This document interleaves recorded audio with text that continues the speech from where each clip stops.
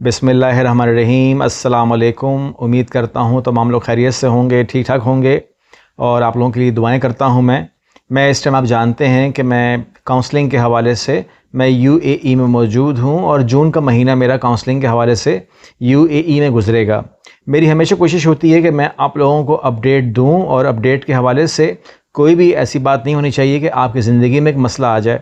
आप जानते हैं कि यूएई के वीज़े आम लोगों के लिए बंद हैं, ऑलमोस्ट बंद हैं, लेकिन कुछ लोगों को मिल भी जाते हैं, तो उसमें से हम भी आ जाते हैं कि हमें मिल जाता है वीज़ा यूएई का।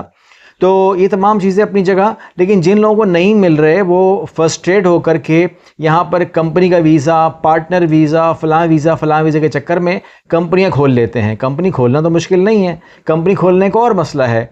इट डज़न्ट मीन कि जिन्होंने कंपनी खोल ली है उन्हें यूएई बाउंड है टू गिव वीज़ा।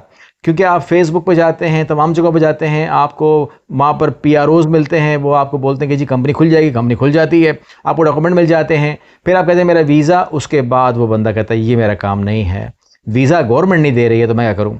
तो यहाँ पर दिमाग में रखिए, कंपनी खोलना एक और बात है, वीज़ा मिलना एक और बात है। ठीक है, गारंटी नहीं है गवर्नमेंट की तरफ से कि कंपनी खोलने वाले को ज़रूर वीज़ा मिलेगा।